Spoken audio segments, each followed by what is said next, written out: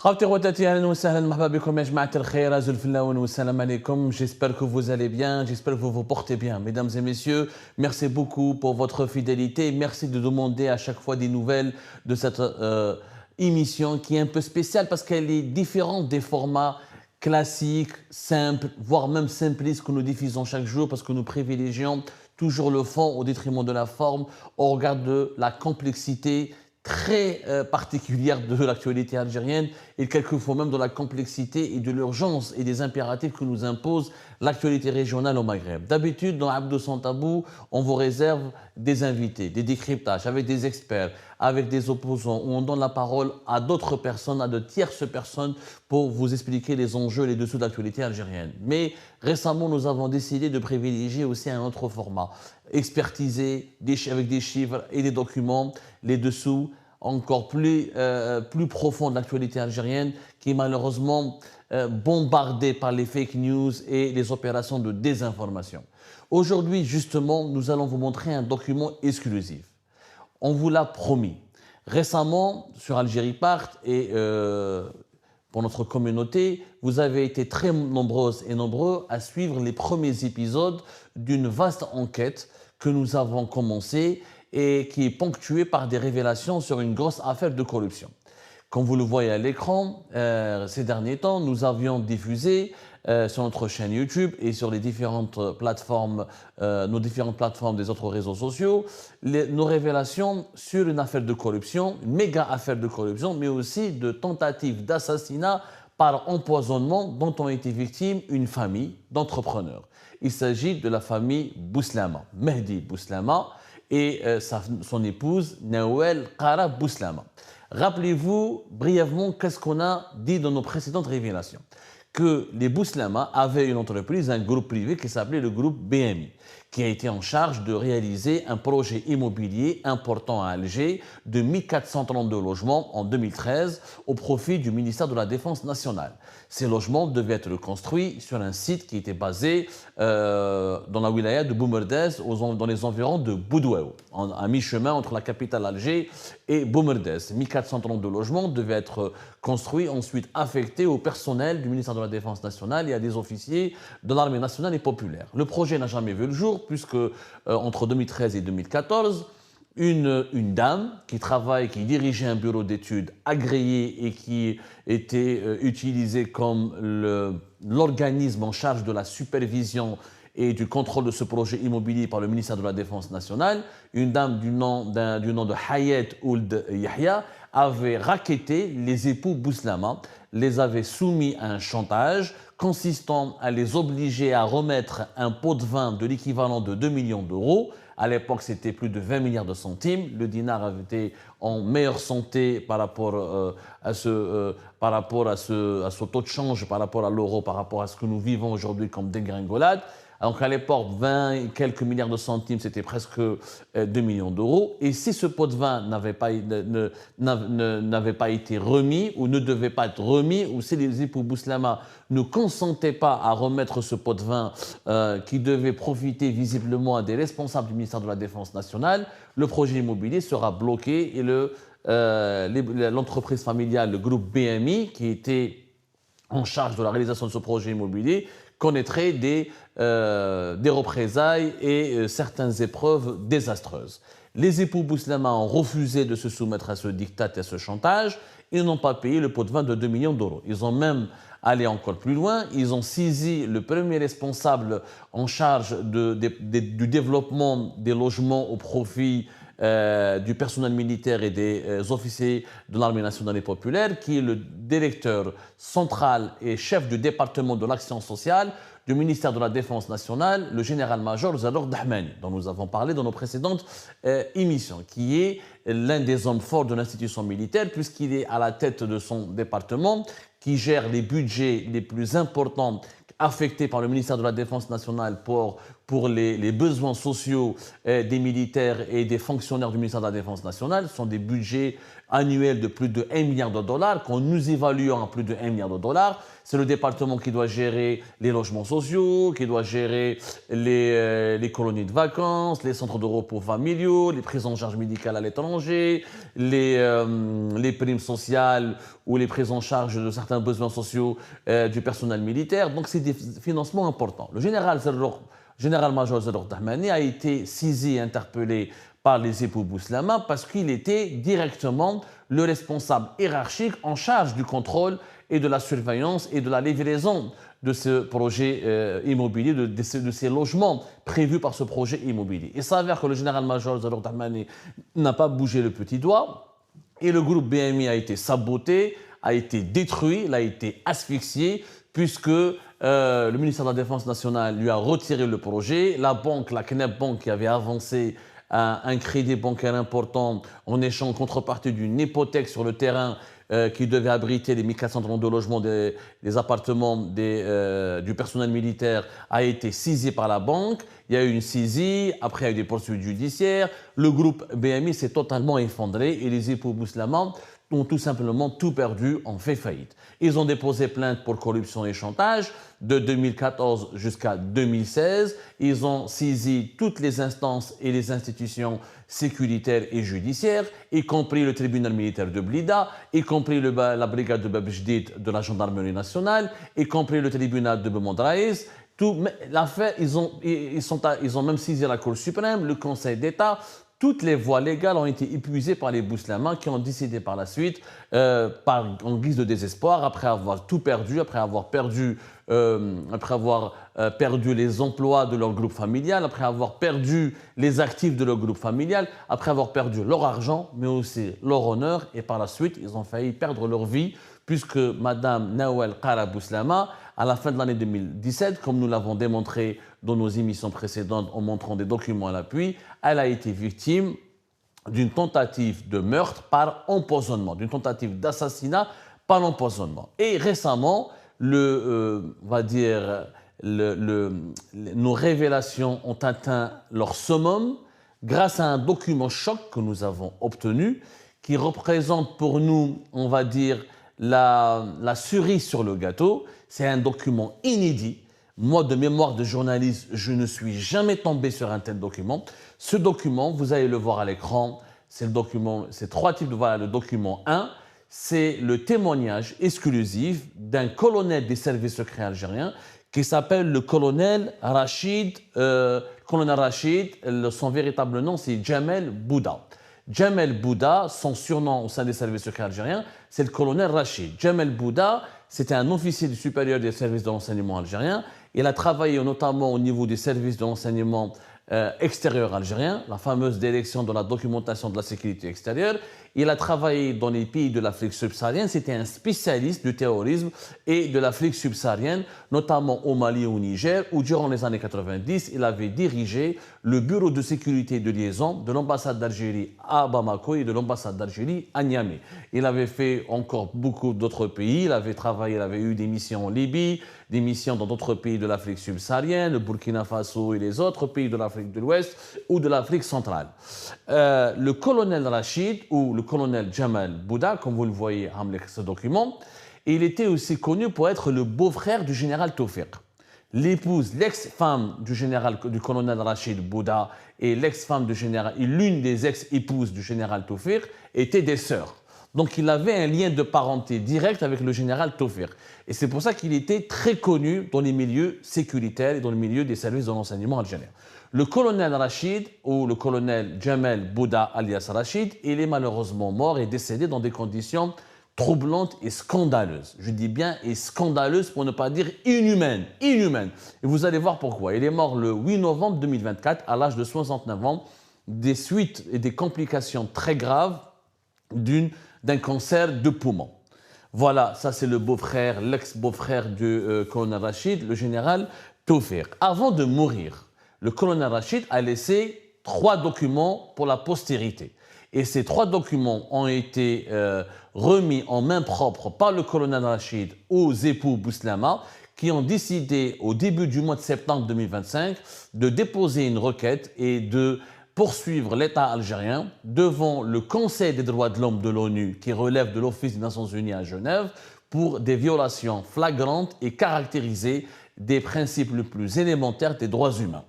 Alors, pourquoi le colonel Rachid est mêlé à cette histoire? Vous allez me dire. Je vais montrer dans le document 1, comme dans le document 2, on commencera dans le document 1. Avant de mourir, le colonel Rachid, il avait accompagné les époux Bouslama. Il avait enquêté sur cette affaire de corruption qui a été suivie par la suite d'une tentative d'assassinat par empoisonnement.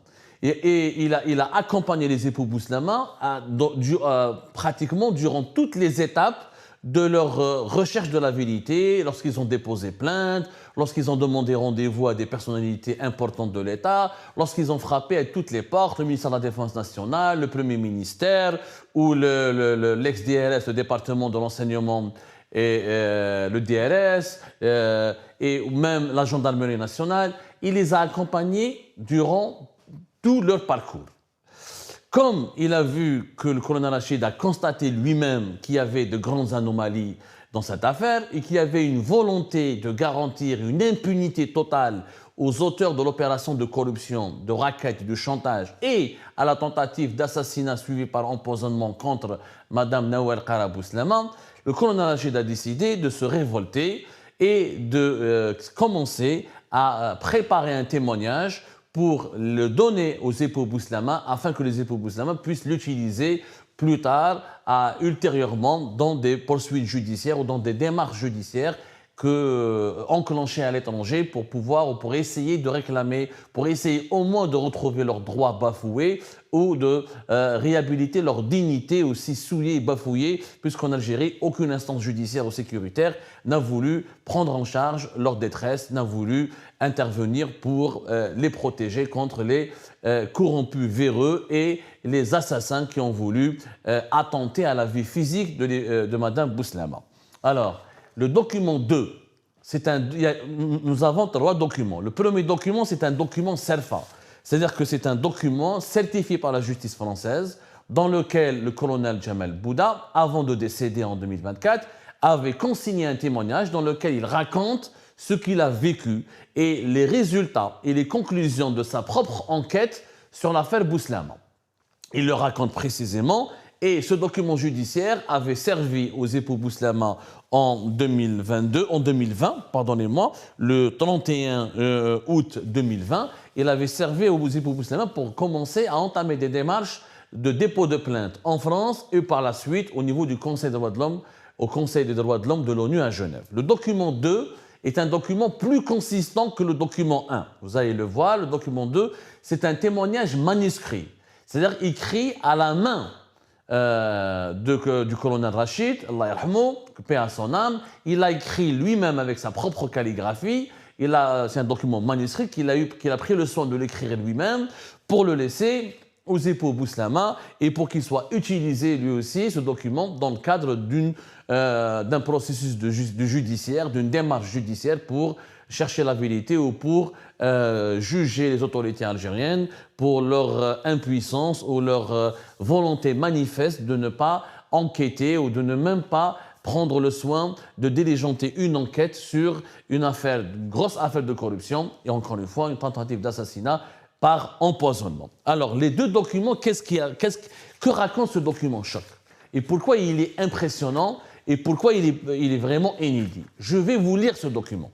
Je vais vous le lire pour la première fois. Nous avons fait la transcription de ces deux documents et je vais vous lire l'intégralité de ce qui a été dit par le colonel Rachid qui, voilà, il a donné ses coordonnées, il a donné son rang, il a donné même son numéro de matricule dans les deux témoignages qu'il avait remis aux époux Bouslama en prévision de leur démarche judiciaire en France devant la justice française et à Genève, encore une fois, devant le Conseil des droits de l'homme de l'ONU. Que dit le colonel Rachid? Allah yarhamou, avant de décéder en novembre 2024, voilà ce qu'il avait écrit en 2020. Je sous-signe, moi, Bouda Djamel, retraité, ex-colonel des services de renseignement algérien, déclare apporter mon témoignage concernant la cabale dont a fait l'objet Mme Qara Bouslama, à savoir le blocage de ses investissements, intimidation, voire même son empoisonnement. C'est lui qui le raconte. Tout ce que je vous lis ici, c'est dans les deux témoignages que vous avez vus sur les deux documents qui ont défilé.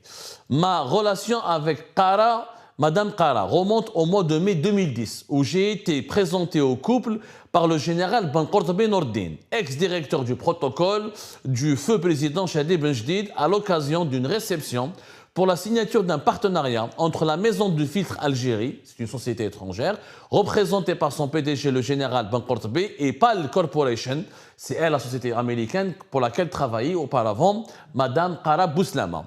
À noter que Madame Qara était aussi associée dans la société Atlantis, avec Mohamed Mgueddem, ancien conseiller du président de la République, Bouteflika. Mohamed Mgueddem qui est mort en 2018, je crois, qui est mort récemment. Pas en 2010, en tout cas, il est mort récemment à Nice, où il avait un appartement. Mohamed Mgueddem était l'un des personnages les plus sombres et les plus secrets du régime algérien. Il était chargé de directeur de communication et chargé de mission à la présidence de la République depuis l'époque de Chadli Ben Jdid. Il a accompagné aussi le président Bouteflika. Il était considéré comme, encore une fois, l'un des coffres-forts du régime algérien.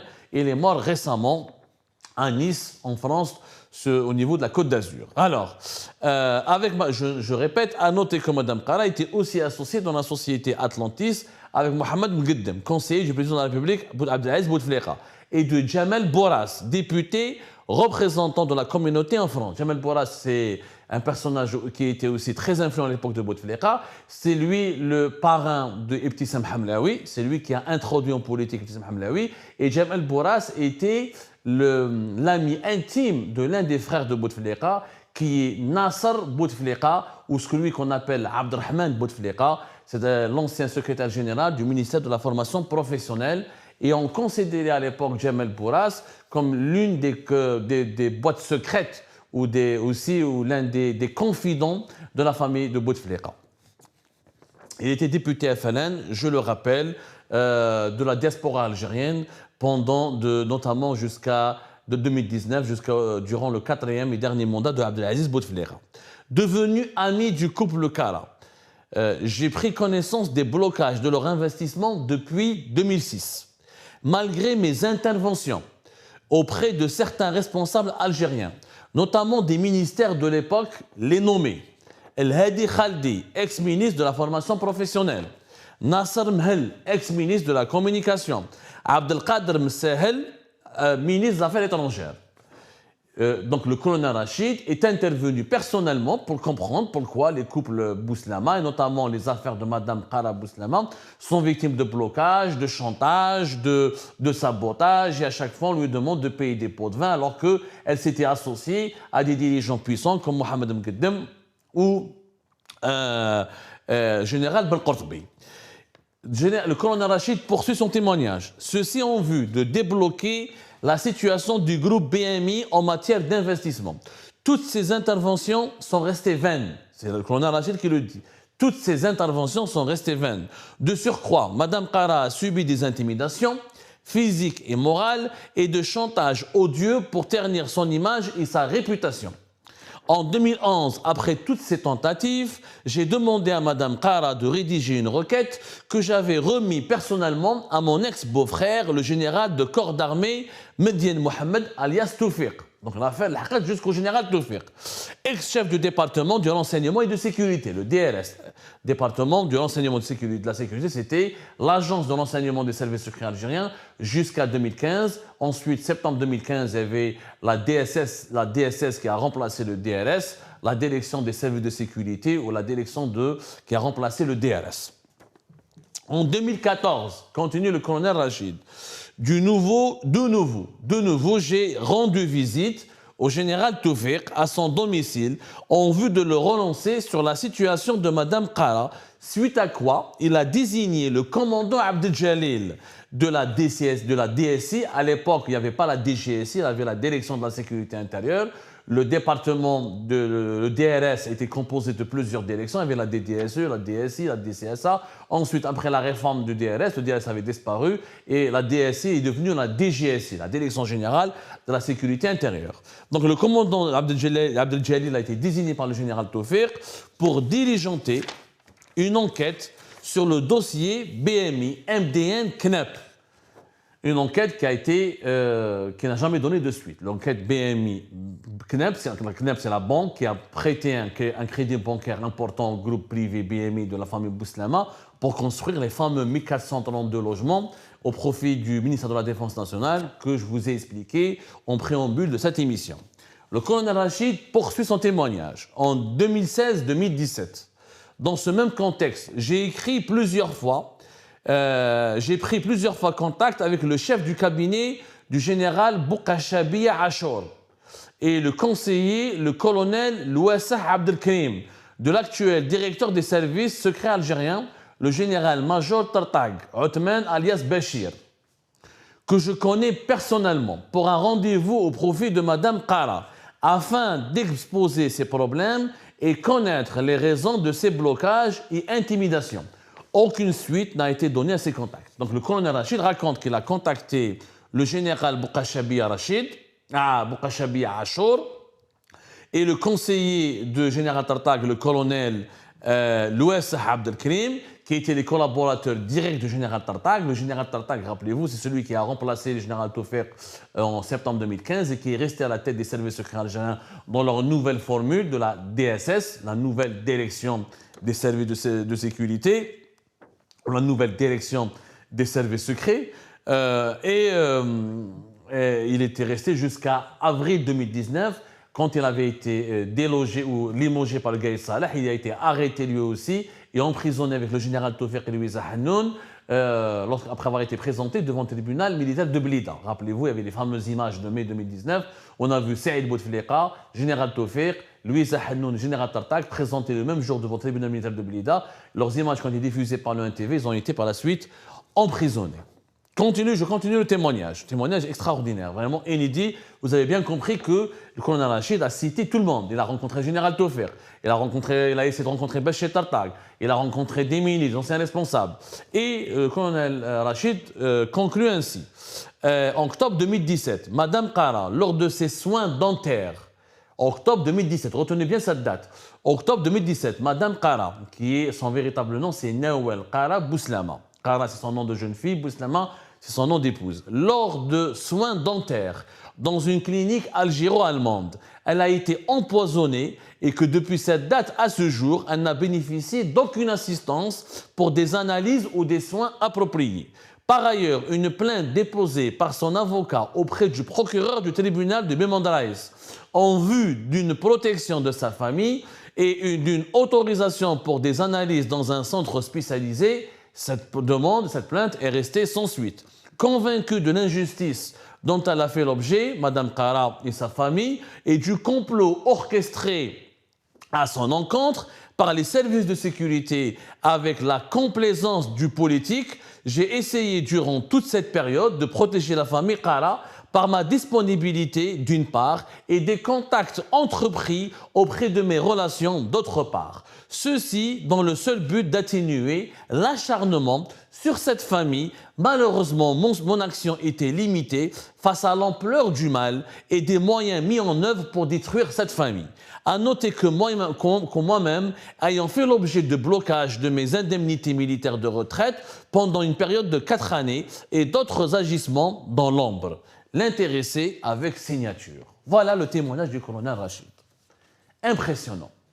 C'est la première fois que moi, en tant que journaliste, je n'ai jamais vu un document pareil. J'aimerais bien que le réalisateur me le montre un peu à la télé, comme ça, un chauffeur en version intégrale. Chauffeur, comment il va le défiler. C'est le document 1 et le document 2. C'est la première fois que nous avons un haut gradé des services secrets algériens qui raconte dans un témoignage laissé pour la postérité que voilà, il y a eu une tentative d'empoisonnement, de corruption, etc. et que j'ai saisi tout le monde. J'ai parlé au chef du département de DRS, j'ai parlé au à des ministres, j'ai parlé à celui qui a succédé au patron de DRS, le général Tartag, etc. J'ai accompagné les victimes de ce scandale jusqu'au bout et que même moi, par la suite, j'ai été victime de représailles et on m'a privé de mes indemnités de ma retraite. Alors, je veux montrer maintenant le document 3 qui montre le document 3. Regardez, document 3, il date de 2017. Dans ce document, adressé au secrétaire général du ministère de la Défense nationale, le colonel Rachid confirme qu'il a été privé de sa retraite depuis 2013. Regardez, depuis le 16 09, depuis le 16 septembre 2013, il n'avait plus de retraite. Vous imaginez, Hada, c'était le beau-frère du général Taufer. Le beau-frère du général Taufer, l'ex-beau-frère du général Taufer, a été juste parce qu'il est intervenu dans une affaire où une famille, elle est victime de famille algérienne, est victime de empoisonnement, tentative d'assassinat par empoisonnement et de corruption, donc il a juste voulu faire son travail. C'est un officier, parce qu'on a l'habitude de colporter que des mauvaises, que des insultes, que des diffamations, que des ragots, que des insanités sur les officiers des services secrets algériens. Il y a des gens honnêtes. Des gens honnêtes, il en existe, la preuve. Le colonel Rachid, il a fait son travail. Depuis 2013, ou depuis 2006, où il essaye d'aider une famille victime de chantage, de raquettes, d'opérations de corruption et par la suite d'assassinat, de tentatives d'assassinat par empoisonnement. Donc ça existe des gens intègres et honnêtes qui veulent juste appliquer la loi et protéger les faibles et défendre les faibles contre les forts. Mais ça n'a donné rien. Le colonel Rachid, il est mort. Je préfère, est-ce que le réalisateur pourrait nous remettre le document 3, s'il vous plaît? C'est lui-même qui le dit. Il a été privé de sa retraite. Il a été privé totalement de sa retraite. Et je rappelle que quand nous avons fait nos investigations, nous avons découvert qu'il est mort pratiquement, je le dis, comme un chien livré à lui-même. Il est mort dans les bras de ses amis. Il n'a pas eu droit ni à une prise en charge médicale à l'étranger, ni à une prise en charge médicale à l'hôpital militaire de Ain Nadja, ni à sa propre retraite. Pour moi, c'est un homicide pratiquement volontaire. Il est privé de retraite depuis 2013 et privé de tous les avantages qui lui sont dus. En Algérie, quand on est un militaire à la retraite, général ou colonel, que ce soit des services secrets algériens, parce que les services secrets, ils ont statut de militaire, ou de n'importe quel autre corps de l'armée, on a le droit à des soins, on a le droit à une prise en charge médicale en cas de maladie très grave et compliquée à l'étranger, on a le droit à une retraite, et on a le droit à des compléments de revenus au cas où il y a des difficultés majeures ou des forces majeures qui menacent l'intégrité physique ou l'intégrité morale de cet officier. Et Mskin Colonel Rachid, encore une fois, il est mort, je le répète, comme un chien livré à lui-même, alors qu'il est l'une des légendes. Cet officier, c'est l'une des légendes. Alors, je peux lire, j'ai l'honneur de porter à votre connaissance, retraité depuis le 16 septembre 2013, je suis victime d'un blocage pour mes indemnités d'invalidité à ce jour en tant que colonel retraité de l'armée nationale algérienne. Je tiens à vous informer, monsieur le secrétaire général, que depuis cette date susmentionnée de ma mise à la retraite, je n'ai cessé d'intervenir auprès des services concernés au niveau de la caisse des retraités dépendant de la direction de l'action sociale et du MDN. Comme par hasard, c'est la direction d'action sociale qui est dirigée par le général-major Zerouk Tahmani, qui est impliqué dans ce scandale de corruption de l'affaire Bouslama, qui a refusé de répondre aux sollicitations du colonel Rachid pour qu'il puisse récupérer et jouir juste de sa retraite. Dont notamment le commandant Khaled, embarrassé lui-même par le traitement incompréhensible du blocage de mon dossier. Donc il y avait un officier qui s'appelait le commandant Khaled qui lui a répondu et qui lui a dit « Je ne comprends pas, je ne comprends pas pourquoi ton dossier n'aboutit pas, on ne veut pas te donner ta retraite. À ce titre, je souhaiterais votre intervention pour remédier à cette situation et rétablir mes droits. » C'est quand même incroyable. Et vous avez toutes les preuves, tous les accusés de réception qui démontrent que le colonel Bouda Rachid, il a envoyé ce document, il a adressé cette correspondance officielle à au secrétaire général du ministère de la Défense nationale en passant par tous les canaux de communication possibles et imaginables. Voilà comment on a tué un colonel, on a bousillé une famille, on a bousillé une famille et on a bousillé la vie d'un colonel, c'est une légende. Le colonel Rachid, c'est l'un des meilleurs spécialistes de l'Afrique et du Sahel. Au moment où aujourd'hui le Sahel, il brûle, il est ravagé par les groupes armés terroristes, etc. L'un des meilleurs cerveaux des services secrets algériens et spécialiste de la lutte antiterroriste au Sahel, il est mort dans les poumons profondément abîmés et détruits par un cancer de poumon sans aucune prise en charge directe ou indirecte de la part de l'État algérien. C'est vraiment choquant et terrible. Je voulais juste corriger une information. Effectivement, Mohamed Mougaddam est mort en février 2012. En février 2012 à Nice. Et il était lui aussi l'une des boîtes noires du régime de Bouteflika et même du régime de Chadli Ben Jadid. Ce témoignage a été communiqué au Conseil des droits de l'homme de l'ONU. Le Conseil des droits de l'homme de l'ONU maintenant est appelé à envoyer une correspondance à l'État algérien. Les représentants de la mission permanente de l'État algérien auprès des Nations Unies à Genève seront auditionnés, auront le droit d'apporter des réponses. Ensuite, il y aura une session du Conseil des droits de l'homme de l'ONU où cette requête, qui est une requête, pas une plainte, pratiquement l'équivalent d'une plainte, le Conseil des droits de l'homme de l'ONU n'est pas un tribunal, il ne rend pas de verdict, mais il va émettre un avis dans lequel il va exercer des pressions et demander à l'État algérien d'entreprendre telle ou telle démarche pour réhabiliter ou pour corriger une atteinte caractérisée ou une violation caractérisée des droits humains d'un ressortissant algérien qui a été bafoué ou dont les droits fondamentaux ont été bafoués ou dont les, ou dont les droits humains ont été dangereusement violés et souillés dans son propre pays. Ce document est vraiment un document choc pour 3 raisons, en guise de conclusion. Pour la première fois, nous avons un officier des services secrets algériens qui a laissé un témoignage pour la postérité à des institutions internationales. Pour la première fois, à visage découvert, il est mort, mais oui, il a donné son immatricule, ses coordonnées, son identité. Pour la première fois, nous avons un colonel des services secrets algériens qui était très influent, très connu et qui avait même des relations privilégiées parce qu'il était l'ex-beau-frère du général Taufir. Il donne des détails et des noms. Il relate dans un document les tenants et aboutissants d'un scandale de corruption qui a été suivi par une tentative de meurtre par empoisonnement. Et ça, c'est vraiment inédit dans l'histoire de l'Algérie. Troisièmement, nous avons pour la première fois un colonel des services secrets algériens qui se révolte contre le système lui-même et qui dit que moi j'ai travaillé pour le système, j'ai été l'un de ses plus hauts gradés, j'ai saisi, parce qu'il y a eu une enquête, le DRS, le DRS, le département de l'époque du général Taufir, a nommé un officier pour enquêter sur ce scandale. Les enquêtes n'ont donné aucune suite.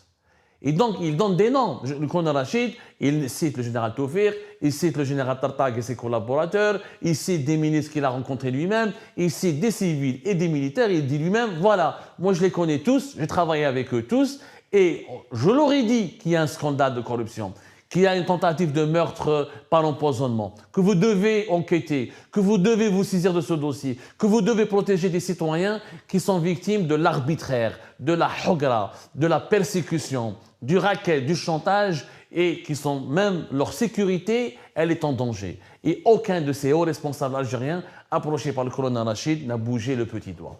C'est un scandale d'une gravité inédite. Pour la première fois, nous avons encore une fois un scandale documenté de l'intérieur du régime par l'un des officiers les plus importants et les plus influents des services secrets algériens. Le colonel Rachid est mort, paix à son âme, il est mort dans l'indifférence générale, sans aucun soutien, ni la moindre insistance de cet État pour lequel il a pourtant sacrifié toute sa vie.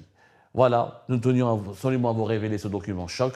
À la justice algérienne maintenant et aux autorités algériennes d'assumer leur entière responsabilité. Si elles ont un peu de dignité et un peu d'honneur, elles devraient vraiment réagir en diligentant une enquête, en réhabilitant la mémoire du colonel Rachid et en ouvrant et en demandant une information judiciaire pour établir la vérité, rien que la vérité, sur ce scandale de la famille Bouslama.